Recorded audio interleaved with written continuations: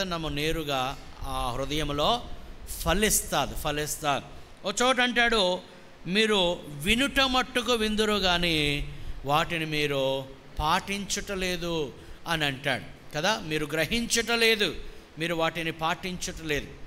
వాక్యం మీద ఆసక్తి కలిగిన వారికి వాక్యము ఒక తేనె కంటే మధురముగా అనిపిస్తుంది కదా, తేనె కంటే మధురముగా.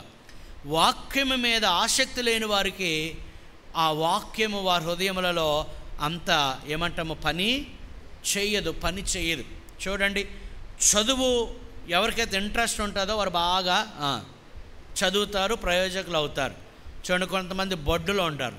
బొడ్డులు అంటే అలాగని అంతే, మరి వారి చదువు అబ్బదన్నమాట కదా. చదువు వారికి ద నాలెడ్జ్ వారికి అంతగా వెళ్ళదు లోపలికి. అంటే వారి యొక్క ఏమంటాము గ్రహించే శక్తి వారికి ఉండదు. అటువంటి వారికి మనం ఎంత చెప్పినా, ఎంత ప్రోత్సహించినా, పలుమార్లు వెళ్ళి స్కూల్లో కూర్చోబెట్టినా మనం వీళ్ళకి వెళ్తామో లేదో ఇంటికి లంచ్కి వెళ్ళే లోపు ఇంటికి వచ్చేస్తారనమాట. ఎందుకంటే వారికి చదువు మీద ఏముండదు, ఇంట్రెస్ట్ ఉండదు. అలాగే మన జీవితంలో మనము ఆత్మీయంగా ఎదగాలి అని అంటే దేవుని వాక్యం మీద మనం ఆసక్తిని పెంచుకోవాలి. తరచుగా చదవాలి, తరచుగా ధ్యానించాలి, తరచుగా ఆ వాక్యమును పఠించాలి, అధ్యయనము చేయాలి. వాక్యం లేకుండా మన జీవితంలో మనం ఎదగడం అనేది అసాధ్యం. ఎందుకంటే వాక్యమే మనకు ఆహారం. ఆహారం లేకుండా ఒక వ్యక్తి శారీరకంగా ఎలాగ ఎదగలేడో, దేవుని వాక్యం లేకుండా ఒక వ్యక్తి ఆత్మీయంగా కూడా ఎదగలేడు. అందుకే వాక్యం అనే పాలు అన్నాడు, వాక్యం అనే బలమైన ఆహారం అన్నాడు. దేవుని స్తోత్రం కలుగునుగాక. హల్లెలూయా. అందుచేత సంఘములో ఎప్పుడెప్పుడు వాక్యం వినిపించినా ఆ వాక్యం వినడానికి మన ఆసక్తిని మనము చూపాలి. నేను ఉదయకాలంలో మరి చక్కగా 2 hours ఆఫ్ బైబిల్ స్టడీ అయింది. 2 hours ఇంకా చెప్పమన్నారు. మరి పడిపోతారు మీరు, అందుకని నేను చెప్పలేను కదా. చాలా అద్భుతంగా అంతా చెప్పిన తర్వాత అన్నారు ఇంకా కొంచెమే అయింది. ఎందుకంటే వారికి ఉన్న ఆసక్తి, ఐ వండర్ 2 hours ఏకదాటిగా మరి ఆ బోర్డు మీద ఉన్నవన్నీ నిన్న ఉదయం కొంతమంది టైం ఇచ్చారు, వారు నేర్చుకున్నారన్నమాట. కొంతమంది మంగళవారం వస్తున్నారు, నేర్చుకుంటున్నారు. లక్షవారు స్త్రీలు వస్తున్నారు, నేర్చుకుంటున్నారు. శుక్రవారం వస్తున్నారు, ఉపవాస ప్రార్థనలో నేర్చుకుంటున్నారు. వాక్యం లేకుండా మనం ఆత్మీయంగా మనము ఎదగలేం. దేవుని స్తోత్రం కలుగునుగా. హల్లెలూయా. అంచేత సంఘములో వాక్యాన్ని వినిపించే ప్రతి అవకాశాన్ని మనం అందిపుచ్చుకోవాలి. మనం దాన్ని ఏం చెప్పాలంటే మాకు అవకాశం దొరికిందని మన సమయాన్ని మనం ఇవ్వాలి. మరి దేవుడు ఈరోజు మనకి ఇచ్చిన మంచి సమయాన్ని మరలా మనం సద్వినియోగం చేసుకుందాం. ప్రియులారా, 2 విషయాలు గత వారం మాట్లాడాలని నేను ప్రారంభించాను. ఒకటి ఫ్యామిలీ, రెండవది ఫైనాన్సెస్. అనగా ఒకటి కుటుంబ వ్యవస్థ, రెండవది ఆర్థికమైన విషయాలు. ఈ రెండింటిలో కూడా దేవుని పిల్లలు నమ్మకముగా ఉండాలని దేవుడు కోరుకుంటున్నాడు. మరి కుటుంబ బాధ్యతల విషయంలో చాలా విషయాలు మరి చాలా విపులంగా మనం నేర్చుకున్నాం కదా. కుటుంబము అనేది మన కుటుంబం, నీ వ్యక్తిగత కుటుంబం. ఇక్కడ కూర్చున్న ప్రతి ఒక్కరికి ఒక్కొక్క కుటుంబం ఉంది. మీ కుటుంబములన్నీ ఈ పెద్ద కుటుంబము అనగా ఈ సంఘమనే కుటుంబములో భాగమై ఉన్నది. మనం ఒక స్టేట్మెంట్ మనం నేర్చుకున్నాం, బలమైన కుటుంబాలు బలమైన సంఘాన్ని కడతాయి, బలహీన కుటుంబాలు బలహీనమైన సంఘాన్ని కడతాయి. కుటుంబాలు బలంగా ఉండాలి. బలంగా ఉండడం అంటే ఏంటి? బాగా డబ్బు ఉండడము, ఆస్తిపాస్తులు ఉండడము, వస్తువాహనాలు ఉండడము, పిల్లలు అబ్రోడ్లో చదవడము, లేకపోతే వీటిని బట్టి ఆ కుటుంబము బలమైనదని మనం అంచనా వేయకూడదు. ఏ కుటుంబం అయితే దేవుని యొక్క వాక్యాన్ని పాటిస్తుందో, ఆ వాక్య ప్రకారం జీవిస్తుందో, ఆ కుటుంబంలో ఉన్నవారందరూ దేవునిలో ఎంత బలంగా ఉంటారో దానిని బట్టే అది బలమైన కుటుంబము అని మనము గమనించాలి. దేవుని స్తోత్రం కలుగునుగాక. అంచేత మీ కుటుంబము, నా కుటుంబం, ఇక్కడ ఉన్న వారందరి కుటుంబాలు అలా ఉన్నాయో లేదో ఎప్పటికప్పుడు మనం పరిశీలన చేసుకోవాలి. ఒకడు ఇల్లు బండ మీద కట్టాడు, ఒకడు ఇల్లు ఇసుక మీద కట్టాడు. బండ మీద కట్టిన ఇల్లు పడిపోకుండా, తుఫాను వచ్చినా వరద వచ్చినా పడిపోకుండా స్థిరంగా బలంగా ఉంది. ఇసుక మీద కట్టబడిన ఇంటి మీద కూడా వరద వచ్చింది, తుఫాను వచ్చింది, కానీ ఆ ఇల్లు భయంకరంగా పడిపోయింది. కారణం ఏంటి? దేని మీద కట్టబడిందో అది చాలా ఇంపార్టెంట్ కదా. దేని మీద కట్టబడింది? బండ మీద కట్టబడిన ఇల్లు స్థిరంగా బలంగా పడిపోకుండా ఉంటుంది. ఇక్కడ ఇల్లు అనినప్పుడు అది మీ యొక్క వ్యక్తిగత జీవితం. ఇల్లు అన్నప్పుడు అది మీ యొక్క కుటుంబమునకు కూడా సాదృశ్యమైనది. సో సామెతల గ్రంథములో జ్ఞానవంతురాలు తన ఇల్లు కట్టుకుంటుంది. అక్కడ ఇల్లు అంటే ఏంటి? ఈ 4 గోడలు కట్టడం కాదు. ఇల్లు అనగా కుటుంబం కదా. జ్ఞానవంతురాలు చక్కగా తన కుటుంబాన్ని కట్టుకుంటుంది. 3 రాళ్ళు తన ఇంటిని ఆమె ఏం చేస్తుంది? ఓడబెరుకుంటుందంట కదా. అంచేత జ్ఞానవంతులైన వారు ఇంటిని అనగా కుటుంబాన్ని చక్కగా కట్టుకుంటారు. గమనించండి, వివాహము చేయడము, వివాహము ద్వారా 2 వ్యక్తులను జతపరచడము దేవుని చిత్తము. దేవుడు జతపరిచాడు. ఆ జతపరచబడిన ఆ వివాహములోనికి అడుగుపెట్టిన వారు తన కుటుంబాన్ని వారే దేవుని వాక్య సహాయంతో ఏం చేయాలి? కట్టుకోవాలి. దీని స్తోత్రం కలుగునుగాక. హల్లెలూయా. అందుకంటాడు జ్ఞానవంతురాలు తన ఇల్లును ఏం చేస్తుంది? కట్టుకుంటుంది. కుటుంబానికి స్త్రీ లేదా ఒక భార్య లేదా ఒక తల్లి చాలా ప్రముఖమైన పాత్ర వహిస్తుంది అనే సంగతులు మనం మర్చిపోకూడదు. ఈ విషయాలు గత వారం చాలా మట్టుకు మనం నేర్చుకున్నాం కదా. అలాగే కుటుంబంలో బాధ్యతలు, అది దేవుడు పెట్టిన క్రమం. ఇలాగే కుటుంబం ఎందుకు ఉండాలి అని అంటే కాదు, ఇలాగే ఉండాలి. ఎందుకనంటే దేవుడు ఆ క్రమాన్ని బైబిల్ గ్రంథంలో పెట్టాడు. ఎఫెసీ పత్రిక 5:22 నుంచి 6:4 వరకు, కొలస్సీ పత్రిక 4:18 నుంచి 21 వరకు, పేతురు రాసిన మొదటి పత్రిక 3:1 నుంచి 9 వరకు మనం చూస్తే కుటుంబానికి సంబంధించి ఇన్స్ట్రక్షన్స్ అక్కడ ఇవ్వబడి ఉన్నాయి. అవి మనం చదవాలి. ఆ రీతిగా కుటుంబం ఉండాలని మనం చేయాలి. భార్యలకు అన్నాడు భార్యలు తమ భర్తలకు విధేయత చూపించాలి.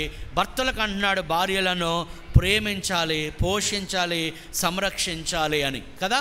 తల్లిదండ్రులకు అంటున్నాడు, ముఖ్యంగా పిల్లలకు చెప్తాడు, పిల్లలారా మీ తల్లిదండ్రులకు విధేయులై ఉండండి. తల్లిదండ్రులకు ముఖ్యంగా తండ్రులకు చెప్తూ ఉన్నాడు, తండ్రులారా మీ పిల్లలను ప్రభు శిక్షలోను బోధలోను పెంచండి. ఇది చాలా ఇంపార్టెంట్. ఇప్పుడు చెప్పండి, ఏది బలమైన కుటుంబము? ఆ బలమైన కుటుంబానికి నిర్వచనం రాయమని మీకు ఒక పేపర్ పెన్ ఇస్తే ఏం రాస్తారు? ఎవరైనా ట్రై చేస్తారా? ఏది బలమైన కుటుంబము? ఎవరైనా? ఏమో పాస్టర్ గారు మీరు చెప్పుకొని వెళ్ళిపోండి, తర్వాత చూసుకుందాం అంటున్నారా? ఏది బలమైన కుటుంబమో చెప్పమ్మా. మైక్ ఉందా? మైక్ ఇవ్వండి. Very good. ఏది బలమైన కుటుంబం చెప్పండి, నిర్వచనం రాసుకుంటే రాసుకోండి, చెప్పమ్మా. ఏ కుటుంబం అయితే క్రీస్తుని శిరస్సుగా చేసుకొని భార్యలు భర్తలకు అన్ని విషయాలలో లోబడుతూ, భర్తలు భార్యలను ప్రేమిస్తూ, పోషిస్తూ, సంరక్షిస్తూ, ఏ కుటుంబంలో అయితే పిల్లలు తల్లిదండ్రులకు విధేయులుగా ఉంటూ వారి మాట వింటూ, తల్లిదండ్రులు పిల్లలకు కోపము రేపక, ముఖ్యంగా తండ్రులు పిల్లలను ప్రభు యొక్క శిక్షలోను బోధలోను పెంచుతూ ఉంటారో ఆ కుటుంబము బలమైన కుటుంబం. Very good. అందరూ చప్పట్లు కొట్టండి. Very good, very good. ఇది బలమైన కుటుంబం యొక్క నిర్వచనం. సో భార్య అలా ఉండాలి. ఎలా? ప్రతి విషయంలో తన భర్తకు లోబడాలి. చాలా కుటుంబాల సమస్య ఏంటి? భార్య తిరుగుబాటు చేయడం కదా, గేర చూపించడం. గేర్నే గర్వం అంటారు, దానికి పర్యాయ పదవి గేర్ అంటారు. వ్యతిరేకించడం, అవిధేయత చూపించడం, డామినేట్ చేయడం, ఇది కొన్ని కుటుంబాల పరిస్థితి. అందుకే ఆ కుటుంబాలు పరలోకంలా కాదు, ఆ కుటుంబాలు ఎలాగుంటాయి? ఎలాగా? బాగా చెప్తున్నారమ్మా. సో నరకంలాగా ఉంటాయి.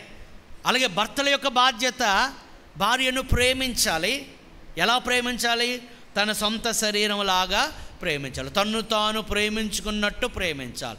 క్రీస్తు సంఘమును ప్రేమించినట్టు ప్రేమించాలి కదా.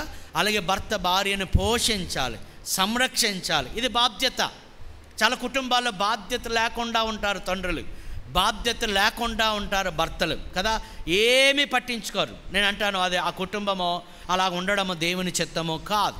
అలాగే పిల్లలైన వారు తమ తల్లిదండ్రులకు విధేయులు కావాలి. చాలా వివరించాను గత సార్, మళ్ళీ అన్ని డీటెయిల్కి వెళ్ళలేదు. ఒకవేళ ఎవరైనా ఆ వాక్యంలో ఉన్న విషయాలు గ్రహించాలని గత వారము మన యూట్యూబ్ ఛానల్లో చూడొచ్చు. గత వారం ఏమి చెప్పాను, మళ్ళీ నేను దాన్ని రిపీట్ చేయదలుచుకోలేదు. తండ్రులకు అంటాడు, తండ్రులు తమ పిల్లలను ప్రభు శిక్షలో బోధలో పెంచాలి. ఎవరిది బాధ్యత? తండ్రి. పిల్లలను దేవుని సన్నిధికి తీసుకురావాల్సిన బాధ్యత తండ్రిది. తల్లిదండ్రులు ఇద్దరిది, ముఖ్యంగా తండ్రిది. చూడండి, మనం అబ్రహాం గురించి ఏమి నేర్చుకున్నాం? అబ్రహాము తన బిడ్డలకు ఏం చేశాడంట? చెప్పండి, ఇలా అన్నాను అంటే దాని అర్థం ఏం చేశాడు? వెరీ గుడ్, ఆజ్ఞాపించాడు, కమాండ్ చేశాడు. కొంతమంది అంటారు, నేను చెప్పానండి ఆడిష్టం అండి, వస్తారు, లేకపోతే ఎక్కడికి? చర్చికి. ఒకవేళ ఆడు స్కూల్కి వెళ్ళను అన్నాడు అనుకోండి, మీ పిల్లాడు ఆడిష్టం అండి, వెళ్తాడు, లేకపోతే లేదండి అంటారా? ఏం చేస్తారు? అర్థమైందా? వాళ్ళకి ఏం చేయాలి? ఆజ్ఞాపించాలి. చదువు పోతాదని బాధపడుతున్నావు కానీ దేవుని సన్నిధి కోల్పోతున్నాడు నా బిడ్డ అని నువ్వు బాధపడకపోతే నేను అంటాను, విశ్వాస లోపము నీలోనే ఉంది. అమ్మమ్మలోని విశ్వాసం అమ్మలోనికి, అమ్మలోని విశ్వాసము తిమోతిలోనికి వచ్చింది. అందుకే తిమోతి ఘనమైన దైవజనుడు అయిపోయాడు. దేని స్తోత్రం కలుగునుగా. హల్లెలూయా. చూడండి, ఆత్మ సంబంధ విషయాల్లో మనం చాలా జాగ్రత్తగా, కొన్నిసార్లు we have to command our children. పిల్లలు పరీక్షలకు నేను రాయను అన్నాడు అనుకోండి, మరి ఏం చెప్పలేమండి, రాయడండి, వదిలిస్తానండి అంటారా ఇక్కడ ఉన్న ఎవరైనా? మరి కొన్నిసార్లు విచిత్రం అనిపిస్తుంది. దేవుని సంధికి ఇంకా అతని ఇంట్రెస్ట్ అండి, అబ్బాయి ఇంట్రెస్ట్. ఏం ఇంట్రెస్ట్? దేవుని సన్నిధి కంటే ఇంక దేనికో ఆసక్తి చూపడం అతని ఇంట్రెస్ట్ అయితే వదిలేస్తామా? రేపొద్దున ఆ వ్యక్తి మారు మనసు పొందకుండా, రక్షణ పొందకుండా నీ కుమారుడు నీ కుమార్తె నరకానికి పోతాడు. అర్థమవుతుందా? మన భక్తి వేరు, మన పిల్లల భక్తి వేరు. ఎవరి భక్తి వారిదే, ఎవరి రక్షణ వారిదే. సింపుల్గా మనం మాట్లాడితే, నీకు బలం కావాలంటే నీవు భోజనం చేయాలి, అంతేనా? నేను తిన్నానండి, మా అబ్బాయి తినకపోయినా పర్లేదండి అంటామా? అంచేత నీవు ఏ దేవుడినైతే నమ్మావో, ఏ దేవుడు నిజమైన దేవుడు అని నమ్మావో, ఏ యేసుక్రీస్తు నిజమైన దేవుడు అని నమ్మావో, ఏ యేసుక్రీస్తు ద్వారా పాప క్షమాపణ, రక్షణ, నిత్య జీవం, మోక్షరాజ్యం అని నువ్వు నమ్మావో, అదే విశ్వాసము నీ పిల్లలకు కూడా ఉండాలి. నేను అంటాను, ఒక తల్లిదండ్రులుగా మీ పిల్లలను దేవునిలోనికి నడిపించకపోతే ఐ డౌట్ యువర్ ఫెయిత్. మీ యొక్క విశ్వాసాన్ని కొన్నిసార్లు డౌట్ చేయాల్సి వస్తుంది. అందుకంటాడు, ప్రభువు యొక్క శిక్షలోను బోధలోను వారిని పెంచండి. కేవలం శిక్ష బోధ కాదు, ఏమన్నాడు? ప్రభువు యొక్క శిక్ష, ప్రభువులో వారిని ఉంచాలి. గమనించండి, మన పిల్లలు ప్రభువులో లేరు అని అంటే దాని అర్థం ఎక్కడున్నట్టు? లోకములో ఉన్నారు. మా పిల్లలు చాలా మంచోళ్ళండి అని అనొచ్చు. వారి మంచితనము వారి పరలోక రాజ్యానికి తీసుకెళ్దు. కొన్నేళ్ళు మంచోడేనా అమ్మ? కొన్నేళ్ళు మంచోడేనా? కొన్నేళ్ళు మంచివాడే, ధర్మము చేసేవాడు, ప్రార్థన చేసేవాడు, భయభక్తులు కలిగేవాడు. కానీ ఒకరోజు దేవదూత ప్రత్యక్షమై నీవును నీ ఇంటి వారును రక్షణ పొందే మాటలో పలానా యొప్పేలో పేతురు అనే దైవజనుడు ఉన్నాడు, అతను రప్పించుకొని వింటే అప్పుడు నీవు నీ ఇంటి వారు రక్షణ పొందుతారు. దేవుని స్తోత్రం కలుగునుగాక. అతడు ధర్మము చేసిన వాడే, కానీ అతడు కూడా ఏం పొందాలి? రక్షణ పొందాలి. ఒక మనిషికి జన్మ పాపం ఉంటుంది, కర్మ పాపం ఉంటుంది. అతడు జన్మ పాపము, కర్మ పాపముల నుంచి తప్పనిసరిగా విడుదల పొందాలి.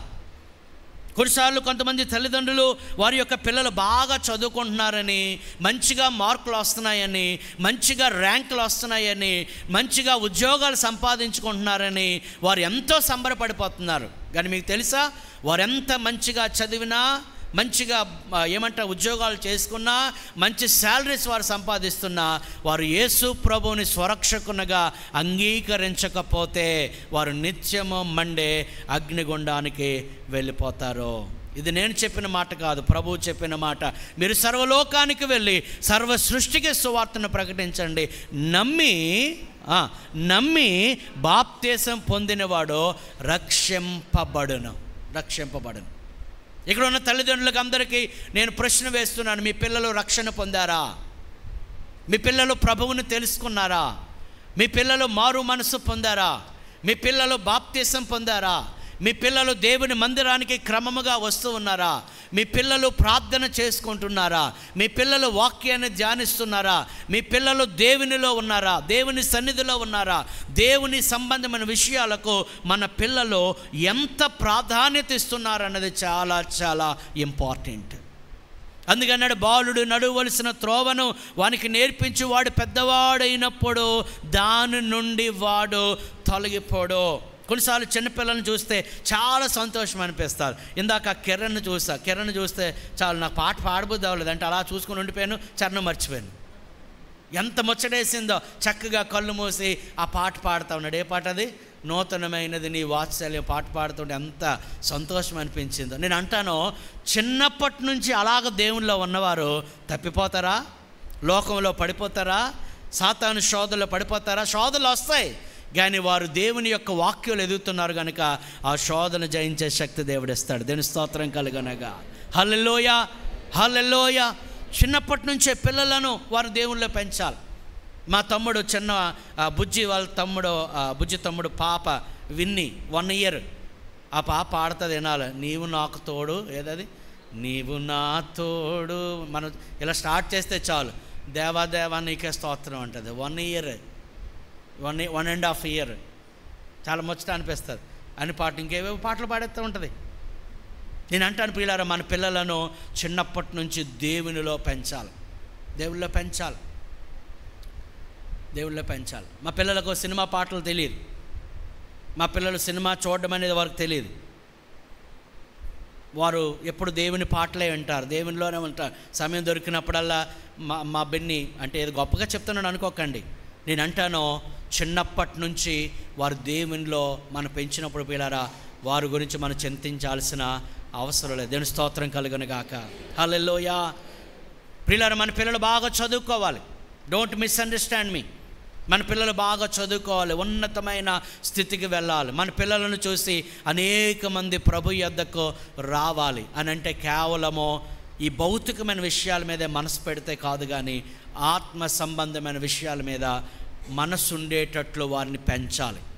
ఒకవేళ వుడ్ బి మదర్స్ ఎవరైనా ఉన్నా, ఫాదర్స్ ఎవరైనా ఉన్నా, లేదా వివాహమునకు సిద్ధపడుతున్న వారు ఎవరైనా ఉన్నా, ఈ రోజు నుంచి ప్రార్థించేయండి, ప్రభువా రాబోయే దినాల్లో మా పిల్లలు, మా కుటుంబం అలాగా ఉండాలి. దీని స్తోత్రం కలుగును గాక. గత వారం మనం నేర్చుకున్న పిల్లరా, ఈ తరములో ఉన్నవారు రాబోయే తరానికి, ఆ తరములో ఉన్నవారు రాబోయే తరానికి మనము విశ్వాసాన్ని వారికి నేర్పించాలి. అందుకే గత వారం ఒక పదం ఉపయోగించాను, బ్యాటన్.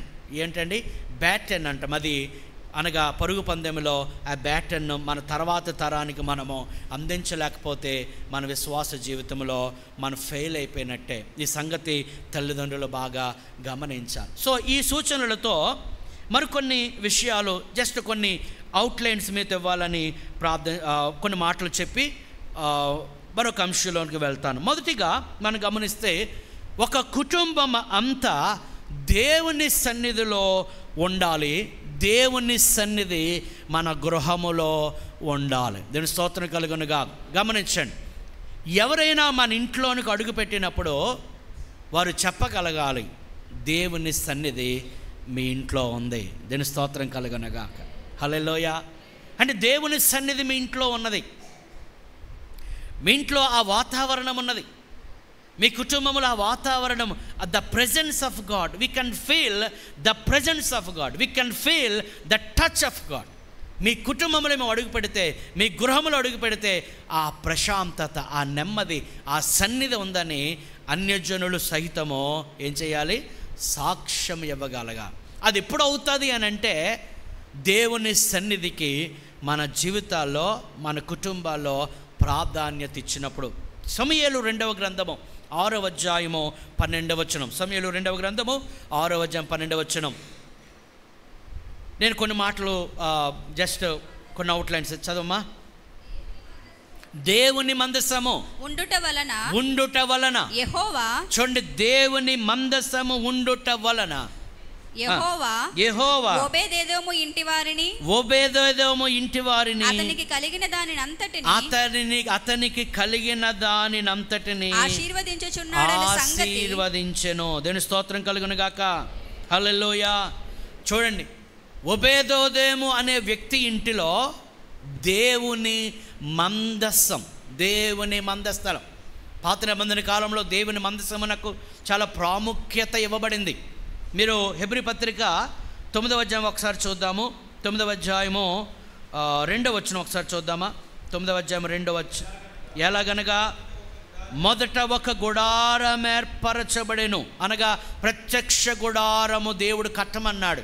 వారికి ప్రత్యక్షం అవ్వడానికి, వారితో మాట్లాడడానికి, పరమందున్న దేవుడు వారి మధ్యకు దిగి వచ్చేవాడు, ఇశ్రాయేలు మధ్యకు దిగి వచ్చేవారు. దేవుణ్ణి వారు ఆరాధించేవారు, దేవుని స్వరము వినేవారు. అది ప్రత్యక్ష గుడారం. చదవండి.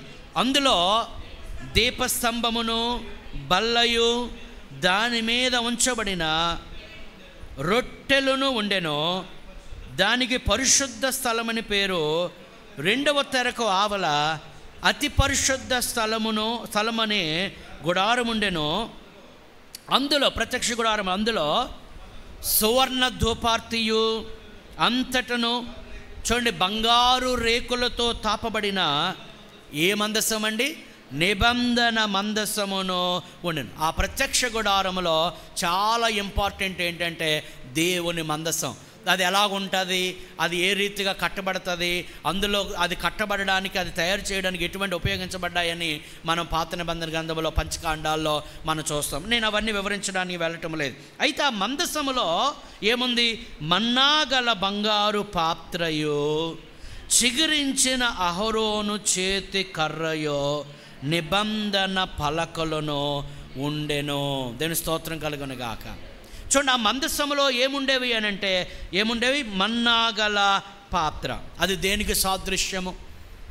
ఆనాడు ఇశ్రాయేలీలు మన్నా ఆహారమును తిన్నారు. కానీ ఈరోజు యేసు ప్రభు చెప్తున్న మాట, నేను జీవాహారమును నేనే. హల్లెలూయా, hallelujah.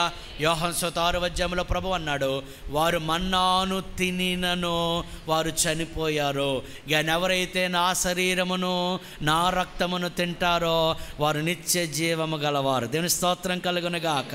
Hallelujah. I am the bread of life. నేను జీవాహారాన్ని, అది క్షయమైపోయే ఆహారము. నేను ఎవరిని? అక్షయమైన ఆహారం. దేవుని స్తోత్రం కలుగునుగాక. అంటే ఇది ఎవరికి సాదృశ్యముగా ఉందంటే యేసు ప్రభుకి సాదృశ్యంగా ఉంది. 2వది చిగురించిన అహరోను కర్ర.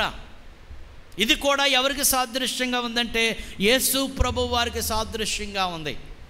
చూడు, అనేక కర్రలు అక్కడ పెట్టి ఉండగా అహరోను కర్ర ఉదయానికి ఏం చేసింది? చిగురించింది. యేసు ప్రభు ఎవరు? చిగురించిన వాడు.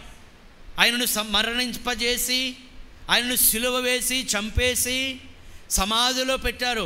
3 రోజుల తర్వాత ఆయన చిగురించాడు. దేవుని స్తోత్రం కలుగునుగాక. హల్లెలూయా.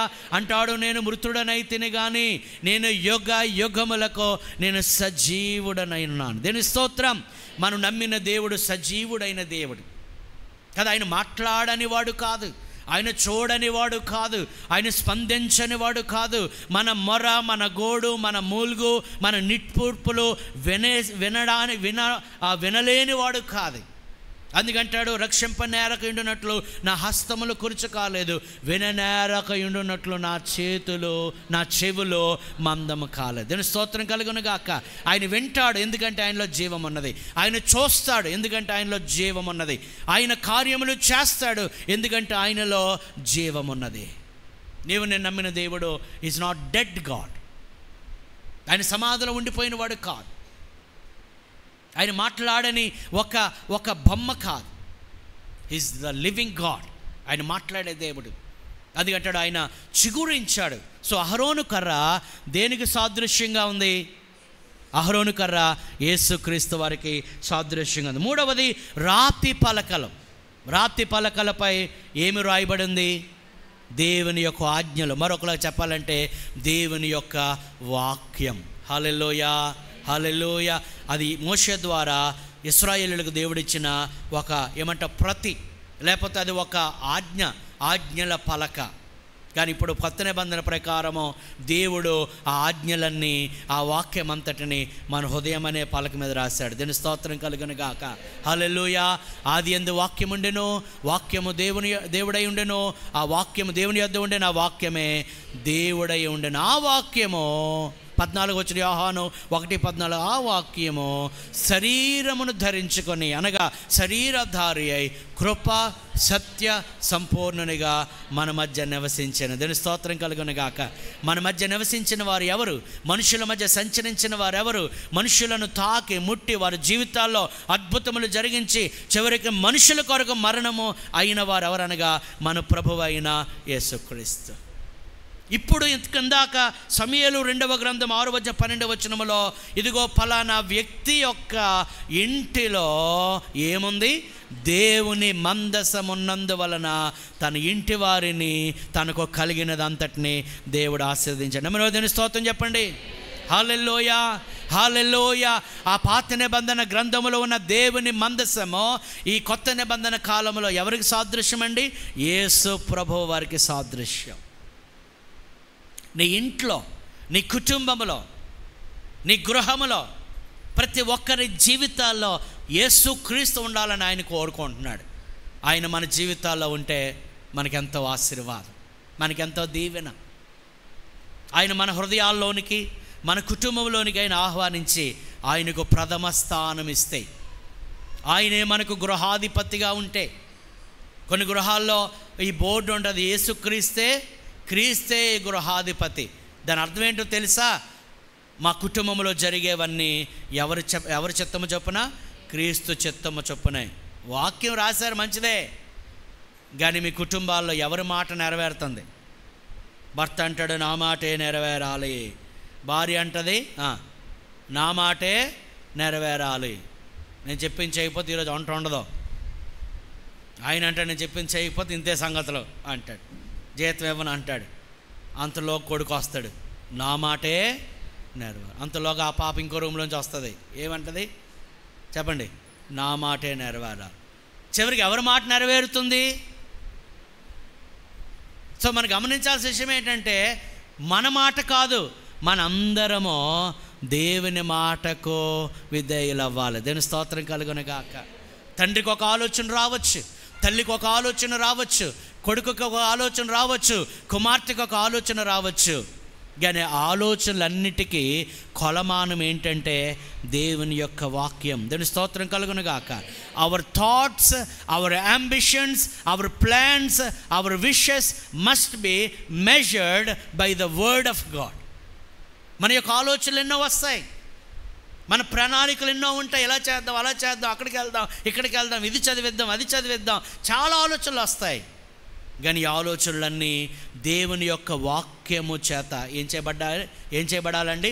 మెజర్ చేయబడాలి, కొలమాను వేయబడాలి. నేను అంటాను ఇట్స్ లైక్ ఏ ఫిల్టర్. ఏంటండి? ఫిల్టర్ అనగా ఏమంటారు దాన్ని? వడపోయాలి. మన ఆలోచనలు కొన్నిసార్లు పక్కన పెట్టేయాలి, దేవుని ఆలోచనే నెరవేరాలి. దేవుని స్తోత్రం కలుగును గాక. మనందరికీ దేవుడు అడుగుతున్న ప్రశ్న, నిజంగా మన జీవితాల్లో, మన కుటుంబాల్లో దేవుని చిత్తం జరుగుతుందా? దేవుని మాట నెరవేరుతుందా? లేదా మన సొంత ఇష్టాలు నెరవేర్చుకోవడానికి ప్రయత్నం చేస్తున్నామా? నా మాటే నెగ్గాలని నేను పట్టిన కుందేలుకి 3 కాళ్ళని పట్టుకుని కూర్చుంటున్నామా? లేదు 4 కాళ్ళని, లేదు అన్ని 4 ఉండొచ్చు, కానీ నేను పట్టిన కుందేలుకి మాత్రం కొన్ని కుటుంబాలు ఎంత వాదిస్తారో. ఉన్నారేట అటువంటి వాళ్ళు? ఉంటారు, ఎందుకు ఉండరు? ఎంత వాదిస్తారో. వాదించడం. నేను అంటాను నిజంగా కుటుంబంలో ఉన్న వారందరూ దేవుని వాక్యానికి ప్రాధాన్యత ఇస్తే ఆ కుటుంబంలో వాదనలు చెప్పండి ఉండవు, వాదనలు ఉండవు. ఎందుకంటే we all obey to the word of God. Hallelujah. అంటే ఏం చేస్తున్నామంటే మన కుటుంబంలో దేవుని మాటలను, దేవుని వాక్యాన్ని మనం హెచ్చిస్తున్నాం. ఇక్కడ ఒక మాట గమనించాలి. దేవుడు మన గృహములో లేదా యేసుక్రీస్తు వారు మన ఇంట్లో, మన కుటుంబంలో ఉన్నంత మాత్రాన మనకు సమస్యలు రావు అని కాదు. చాలామంది అన్యజనులు అడిగే ప్రశ్న ఏంటి? మీరు యేసుప్రభుని నమ్ముకున్నారు కదా, మీకు కూడా బాధలేంటి?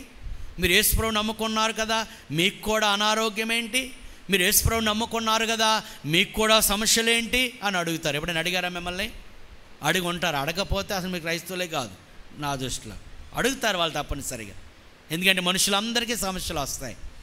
యేసు ప్రభు మన గృహంలో ఉన్నా ఆయన మన కుటుంబంలో ఉన్నా, ఆయన మన కుటుంబంలో ఆరాధించబడుతున్నా, ఆయనకు మన కుటుంబంలో ఆయనకు మొదటి స్థానం ఇచ్చినా కూడా ఏమొస్తాయి చెప్పండి?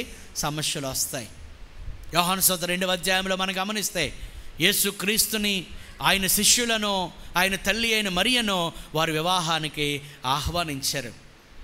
They invited Jesus into there wedding.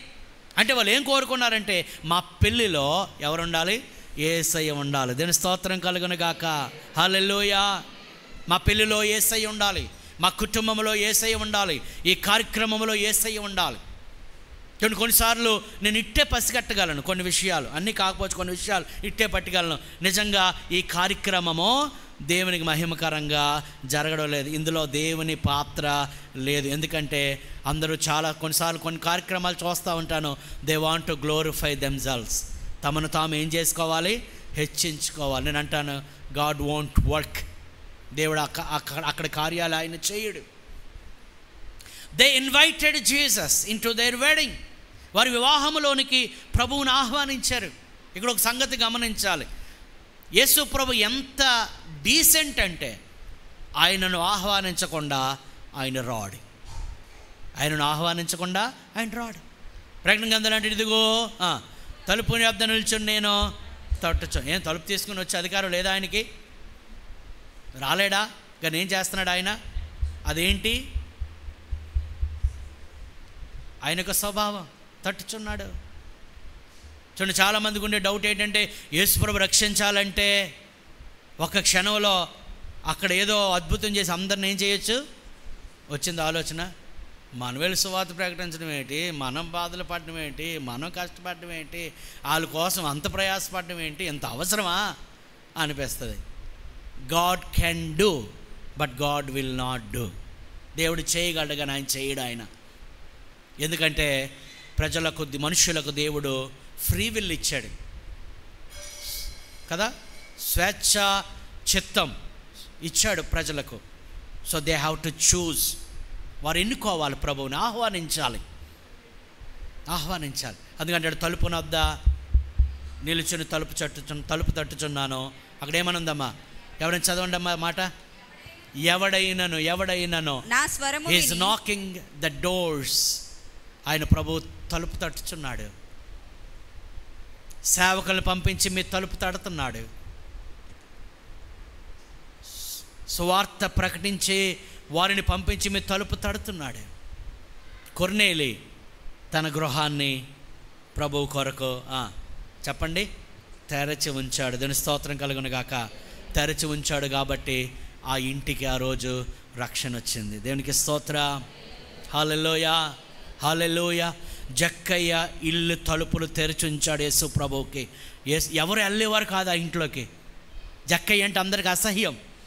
ఎందుకంటే అందరి దగ్గర వసూలు చేయవలసిన దానికన్నా ఎక్కువ వసూలు చేసేవాడు. Nobody likes Zacchaeus. కానీ ఆ రోజు ప్రభువు జక్కయ్య ఇంటికి వెళ్ళాడు. హల్లెలూయా. నువ్వెవరివైనా కావచ్చు, నువ్వెంత ఘోర పాపమైనా కావచ్చు, ఎంత ఘోరమైన దుష్టత్వాలు ఉన్నవాడువైనా కావచ్చు, he wants to come in to your life. నీ జీవితంలోనికి ఆయన రావాలనుకుంటున్నాడు, నీ కుటుంబంలోనికి ఆయన రావాలనుకుంటున్నాడు, నీ ఇంట్లో అడుగు పెట్టాలనుకుంటున్నాడు. ఆయన తడతా ఉన్నాడు నీ యొక్క హృదయపు తలుపుని, నీ ఇంటి తలుపులను ఆయన తడతా ఉన్నాడు. నీవు అక్కడేమనుందమ్మా? ఎవడైనను. He knocks everyone.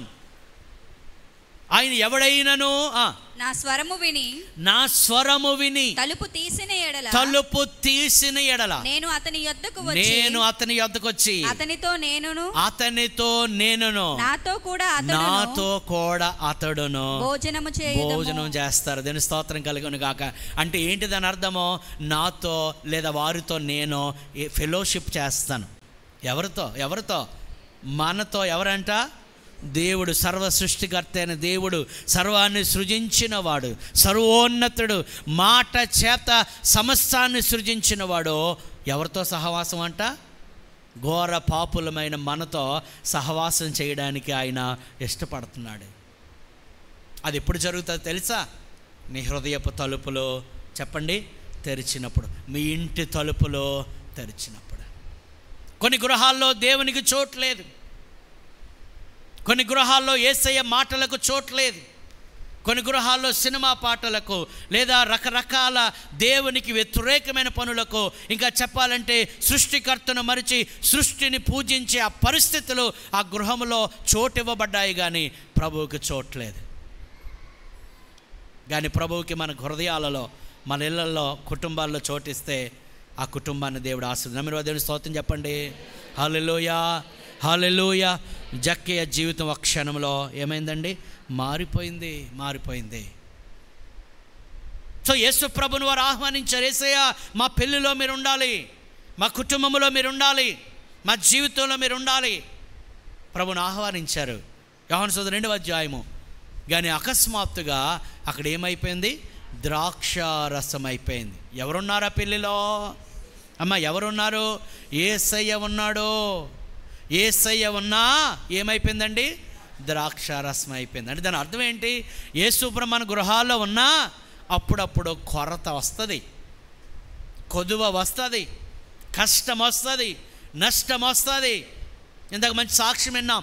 ఆ కొరత, కొదువ, ఆ కష్టం కలిగిన సమయంలో వారు దేవునికి మరింత చెప్పండి దగ్గరయ్యారు. దాని స్తోత్రం కలుగునుగాక. They have seen the glory of God. దేవుని మహిమను వారు చూశారు. దేవుడు ఎంత శక్తిమంతుడో, దేవుడు ఎలాగో పరిస్థితులు మార్చగలుగుతాడో వారికి అర్థమైంది. ఎప్పుడు అర్థమవుతుంది చెప్పండి? కొరత వచ్చినప్పుడే. కొన్నిసార్లు మన జీవితాలు సాఫీగా వెళ్ళిపోవాలనుకుంటున్నాం. మన జీవితాలు సాఫీగా వెళ్ళిపోతే we never know the glory of God, the power of God. దేవుని శక్తిని, దేవుని మహిమను మనం రుచి చూడలేమండి. ఆకలితో ఉన్నప్పుడే ఆహారము విలువ మనకు తెలుస్తుంది.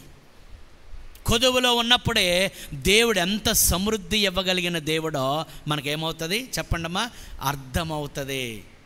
God allowed the deficiency. ఆ కొరత రావడానికి దేవుడు అనుమతించాడు. మన జీవితాల్లో కూడా శోధన వస్తుంది, శ్రమలు వస్తాయి, కష్టాలు వస్తాయి. ఈరోజు అనేకమైన తప్పుడు బాధలు వచ్చేస్తాయి. ప్రభువుని నమ్ముకోండి, మీకు ఏ బాధ కలగదు.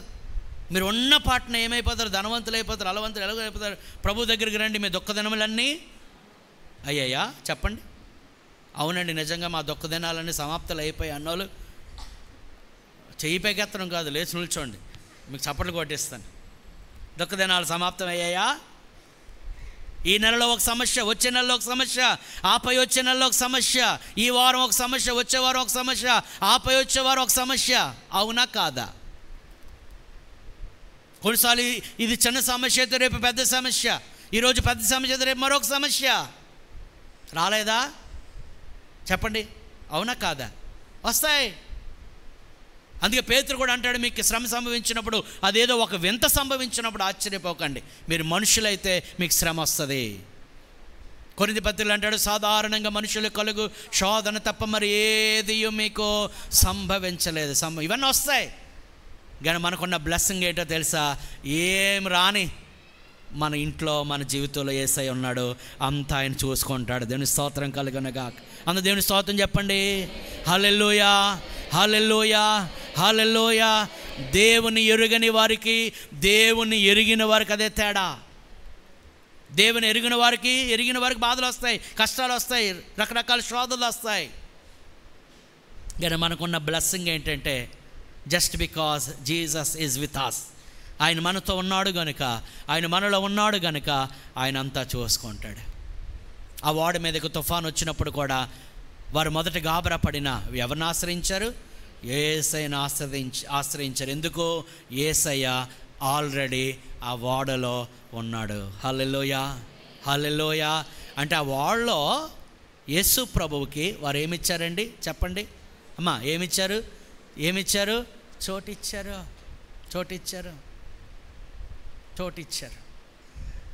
అదంత ధన్యకరమైన జీవితం. పిల్లరా, చాలా కుటుంబాల్లో దేవునికి చోట్లేదు, యేసయ్యకు చోట్లేదు, ప్రభువుకి స్థానం లేదు, ప్రభువు మాట నెరవేరడం లేదు. మన జీవితాల్లో, కుటుంబాల ప్రభువుకి ఎప్పుడైతే ఆయన అధికారానికి ఒప్పుకుంటామో, చూడండి సామెత కింద అంటాడు, నీ ప్రవర్తన అంతటి యందు ఆయన అధికారమునకు ఒప్పుకోండి. ఎవరి అధికారం అండి? బోర్డు పెట్టిస్తే సరిపోదు. Christ is the head of the family. బోర్డులో లేదు, మనం పాటించడంలో ఉంది. నిజంగా మీ జీవితంలో, మీ కుటుంబంలో జరుగుతున్నవన్నీ ప్రభు మాట ప్రకారం జరుగుతున్నాయా? ప్రభు చెప్పినట్టే చేస్తున్నామా? అలాగ చేయకపోతే మన జీవితాల్లో మన నాశనాన్ని మనమే కొని తెచ్చుకున్న వారము అవుతాం. ఆ పెళ్ళిలో కొరత వచ్చింది, ప్రభు ఉన్నాడు కనుక ఆ కొరతను ప్రభువే తీర్చాడు. ఒకసారి ఊహించండి, ప్రభువుని వారు పిల్లచి ఆహ్వానించి ఉండకపోతే ఏమవునో చెప్పండి. ఏమవును? ఆలోచిస్తున్నా ఏమవును? ఒకటి, పెళ్ళి ఎలా ఉండవో తెలియదు. మరి కొన్ని చోట్ల అరేంజ్మెంట్స్ లేవని పెళ్ళిపేటను నిలిచిపెట్టి వెళ్ళిపోయిన వాళ్ళు లేరా? ఇదేం అరేంజ్మెంట్స్ అందుకే వెళ్ళిపోయిన వాళ్ళు ఉన్నారు. పరువు కూడా చెప్పండి, పరువు కూడా పరువు పోను. కానీ ఈశ్వరు ఎంత గొప్ప దేవుడు అండి బాబు. వారు పోవలసిన పరువును యేసయ్య కాపాడాడు. దీని స్తోత్రం కలుగును గాక. ఎంత గొప్ప ఆశ్చర్యమో, ఎంత గొప్ప వింత అంటే అక్కడ అంటాడు, వారందరూ దేవుణ్ణి మహిమపరిచారు. దీని స్తోత్రం కలుగును గాక. ప్రభువు చేసిన ఈ మొదటి సూచక క్రియ ద్వారా దేవునికి మహిమ. నేను అనుకుంటున్నాను అక్కడ మాట, ఆ కాన్వర్జేషన్ చూస్తే ఎవరైనా ఇంతకుముందు మొదట్లో మంచి రసం పోసి తర్వాత జబ్బు రసం పోస్తారు. కానీ ఏంటో ఈ పెళ్ళిలో అంత వింతగా జరిగింది. మొదటి పోసిన ద్రాక్ష రసం కంటే వెనుక పోసిన ద్రాక్ష రసం చాలా రుచిగా ఉంది. హల్లెలూయా, హల్లెలూయా, హల్లెలూయా. ఎందుకంటే మొదట చేసిన ద్రాక్ష రసం మనుష్యులు చేసినది, రెండవసారి వచ్చిన ద్రాక్ష రసం యేసు ప్రభు శక్తి ద్వారా వచ్చిన ద్రాక్ష. దీని అంతటి కారణం ఏంటి చెప్పండి? దీని అంతటి కారణం ఏంటి? వారి వివాహ వ్యవస్థలో వారు పెళ్ళికి పిలిచుండొచ్చు, కానీ పెళ్ళికి పిలవడం మాత్రమే కాదు, మన కుటుంబ వ్యవహారాల్లోనికి ఆయనకి ఏమివ్వాలండి? అవకాశం ఇవ్వాలి. మన పిల్లల గురించి ఆలోచన చేస్తూ ఉంటే ప్రభుని అడగాలి, ప్రభువా ఇదిగో ఈ పిల్లల విషయంలో నీ చిత్తం ఏంటి? ఇదిగో ఈ కార్యం చేద్దాం అనుకుంటున్నాం, ఈ ఆలోచన మాకు వచ్చింది, ప్రభుని మేము నిజంగా ముందుకెళ్ళాలా? ఏంటి నీ చిత్తం? ఏంటి నీ ఆలోచన? ఏంటి నీ యొక్క ఉద్దేశం అని ప్రభువుని అడిగితే ప్రభువు ఎస్ అంటే మనం పాటించాలి, నో అంటే వెంటనే ఏం చేయాలండి? ఆగిపోవాలి. సో మొదటిగా ప్రభువుకి, క్రీస్తు వారికి, క్రీస్తు సన్నిధికి, క్రీస్తు అధికారానికి, క్రీస్తు మాటకు మన జీవితాల్లో చోటిచ్చినప్పుడు మన కుటుంబాలు హాయిగా సంతోషంగా ఉంటాయి. దీని స్తోత్రం కలుగును గాక. వాటి గమనించాలండి. We are emotional beings. మనం ఎవరమే, మనందరికీ ఏమున్నాయి? మోషన్స్ ఉన్నాయి. మోషన్ అంటే మనం కదులుతాం అన్నమాట. ఓకే, ఎమోషన్స్ అంటే భావోద్రేకాలు ఉన్నాయి. నేను అంటాను, hour emotions also must be controlled by the word of God కదా.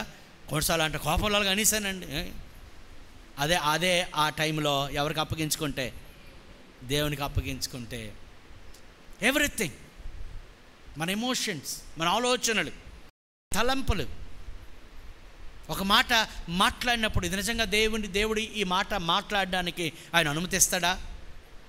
ఆయన నా పక్కనే ఉంటే నేను అనుకోవడం మాట అన్నాడు అనుకోండి, ఆయన ఊరుకుంటాడా అని అనుకోవాలి, అని ఆలోచన చేయాలి. కొన్నిసార్లు భార్యాభర్తల మధ్య ఫైర్ ఏంటండి? గడ్డి కాదు, ఫైర్ అంటే అగ్గి అనమాట. అది అలాగ అగ్గి అయిపోయింది అనుకోండి, తర్వాత బుగ్గి అయిపోతారు. అది ఎక్కువ అవ్వకూడదు. అదే అంటాడు, మీ మధ్య కోపపడుడు కానీ పాపము చేయ. ఒకవేళ కోపడినా ఆ కోపము సాయంత్రం వరకు నిలచి ఉండకూడదు. అక్కడ అంటాడు అపవాదికి, చూడండి ఆ గ్యాప్లో ఎవడొచ్చేస్తాడు? ఎవడు? అంచేత కోపడినా మధ్యాహ్నం కలిసిపోవాలి. నేనేదో మాట్లాడాలి అని అనకండి. నువ్వు మాట్లాడకపోతే ఆయన మాట్లాడకపోతే మధ్యలో ఆడొచ్చేస్తాడు. ఓడాడు సాతాను వచ్చేస్తాం. మరి ఇంక ఎలాగలా ఉండదు. చూడండి, everything we have to apply. ఇది నిజంగా ఇది దేవుడు ఒప్పుకుంటాడా?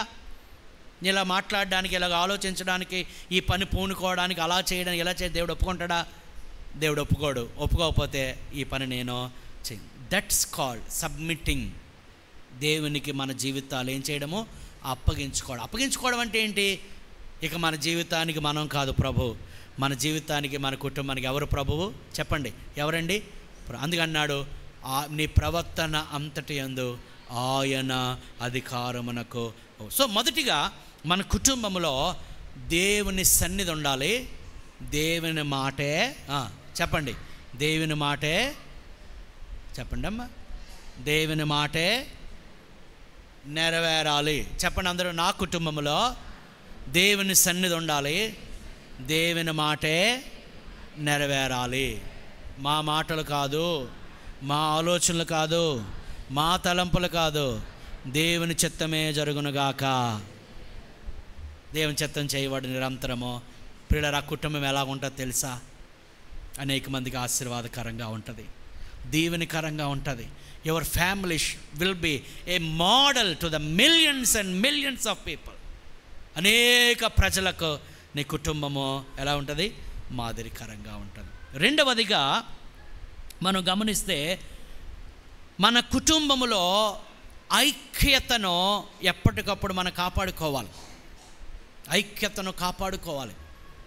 అందుకే మీరు ఎఫెసీ పత్రిక ఒకసారి చూద్దాము. చూడండి, ఇవన్నీ కూడా సాతాను ట్రిక్స్.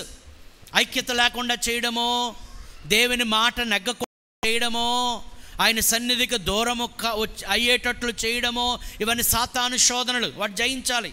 చదువు ఎఫెసీ పత్రిక 4వ అధ్యాయం 1వ వచనం. ఎవరైనా చదువుతారా? కాబట్టి మీరు అందరూ తీయండి బైబిల్, అందరూ బైబిల్ తెరుద్దాం. బైబిల్ ఉన్నవారు ఒకసారి అందరూ దేవుని స్తోత్రం చెప్పండి. హల్లెలూయా, హల్లెలూయా, హల్లెలూయా. 4వ అధ్యాయం 1వ వచనం. కాబట్టి మీరు సమాధానమును బంధము చేత ఆత్మ కలిగించు ఐక్యత. ఎవరు కలిగించారు ఐక్యత? ఆత్మ ఏ లెటర్లో ఉంది? ఆత్మ ఏ లెటర్లో ఉంది? బోల్డ్ లెటర్స్. బోల్డ్ లెటర్ అంటే ముద్దక్షరాలు అంటాం తెలుగులో, పెద్ద అక్షరాలు అంటాం. అంటే ఏ ఆత్మ? పరిశుద్ధాత్మ. అర్థం చేసుకోండి, పరిశుద్ధాత్మ ఏం కలిగిస్తున్నాడు? ఐక్యతను కలిగిస్తున్నాడు.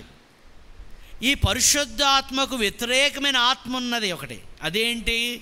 దురాత్మ. Very good. దురాత్మ, అపవిత్రాత్మ, సాతాను ఆత్మ. ఈ పరిశుద్ధాత్మ దేవుడు కదా, అందుకంట తండ్రి కుమార్ పరిశుద్ధాత్మ దేవుడు. అంటే దేవుడు ఐక్యతను కలిగిస్తాడు. అందుకే మత్తయి చదువుతాడు, దేవుడు జతపరచిన వారిని మనుష్యులు వేరు ఎవరు జతపరిచారు అంటే జతపరిచేది ఎవరు? దేవుడు. ఐక్యపరిచేది దేవుడు. వారు ఇరువురు కాక వారిద్దరూ ఏక శరీరం అవుతారు. ఎవరు చేశారు అలాగా? దేవుడే. సో ఐక్యమత కలిగించేది దేవుడు. దానికి ఆపోజిట్గా ఐక్యతను పాడు చేసేది ఎవరు?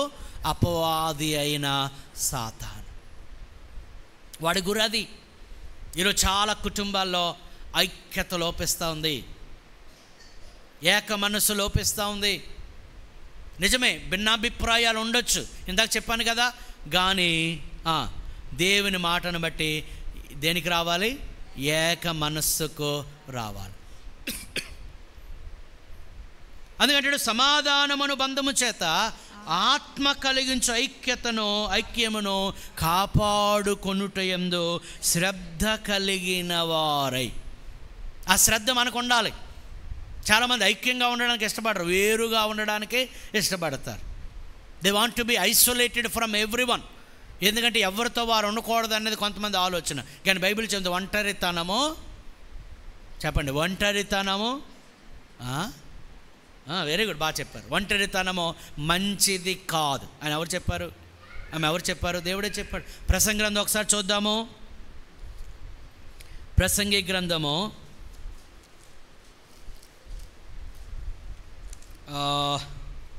8వ వచనం చదువుదామండి. ఒంటరిగానున్న ఒకడు కలడు, అతనికి జతగాడు లేడు, కుమారుడు లేడు, సహోదరుడు లేడు. చూడండి, ఎవరు లేరు? ఎవరూ లేరు. ఏక్ నిరంజన్ అనమాట. ఎవరూ లేరు. ఓకే. అయినను అతడు ఎడత కష్టపడను, అతని కొన్న ఐశ్వర్యము చేత తృప్తి పొందదు. అతడు సుఖమనున్నది నేను ఎరుగక ఎవరి నిమిత్తం కష్టపడుచున్నానని అనుకోనడు. అతడు కష్టపడతాడు కానీ ఆలోచనే రాదట. ఎవరి కోసం కష్టపడుతున్నానో, ఎవరితో షేర్ చేసుకుంటానో అని ఆలోచనే రాదట. Because he wants to be alone. ఇంకా ఇది వ్యర్థమైనది బహు చింత కలిగించును, ఇద్దరి కష్టము చేత ఉభయులకు మంచి ఫలము కావాలి అని అంటే ఇద్దరు కలిసి పని చేయాలి, కలిసి ఉండాలి, కలిసి మెలిసి బతకాలి.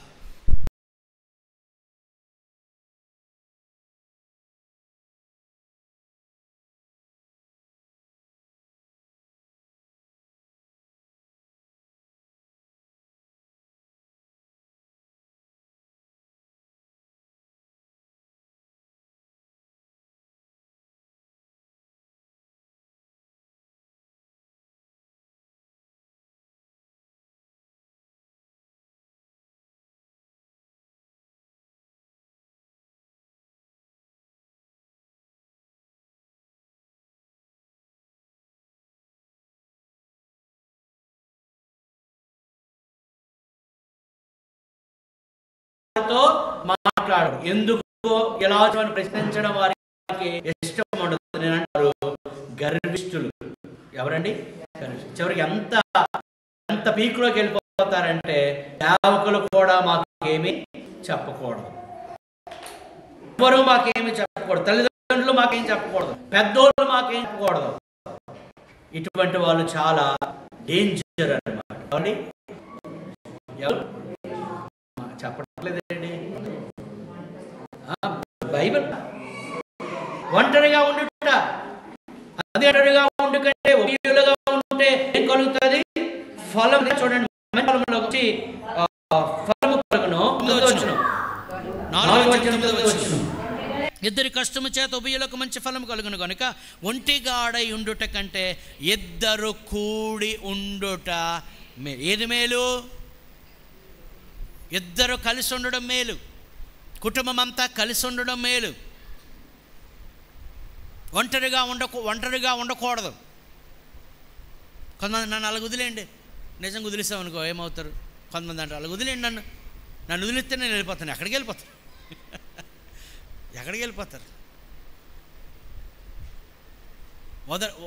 ఏమంటే ఒంటరిగా ఉండడం దేని చిత్తం కాదు. ఒంటిగాడ ఉండుట కంటే ఇద్దరు కూడి. ఇక్కడ ఒక పాయింట్ మీరు గమనించాలి. ఒంటరిగా ఉంటే మనం ఎవరితో ఉండాలి? చెప్పండి, దేవునితోనే ఉండాలి. ఆ ఏకాంతం వేరు. యేసు ప్రభువు కూడా అన్నీ విడిచిపెట్టి ఏకాంతంగా కొండ మీదకి వెళ్ళి ప్రార్థన చేసిన అక్కడే ఉండిపోయాడా? మళ్ళీ వచ్చాడా? అమ్మ అందరు ఎక్కడ ఉన్నారా? అక్కడ ఉండిపోయాడు, మళ్ళీ వచ్చాడా? మా అందరు ఎక్కడ ఉన్నారా? మీరు వెళ్ళిపోయారా? కొంతస్ యేసు ప్రభు ఏకాంతంగా ప్రార్థన చేసుకుని మళ్ళీ వచ్చాడా లేదా? వచ్చాడు. మీకు ఒక మంచి ఉదాహరణ చెప్తాను. యేసు ప్రభు వీళ్ళు ముగ్గురిని తీసుకెళ్ళిపోయాడు. ఎక్కడికి? కొండ మీదకి, రూపాంతర కొండ మీదకి. ఎవరు? పేతురు, యాకోబు, యోహాను. పవర్ పాయింట్ ప్రెజెంటేషన్ అయింది అక్కడ. అంతే కదా. అంటే వాళ్ళు ఒక వెలుగు చూశారు. యేసు ప్రభు దగదగ మెరిసిపోతున్నాడు.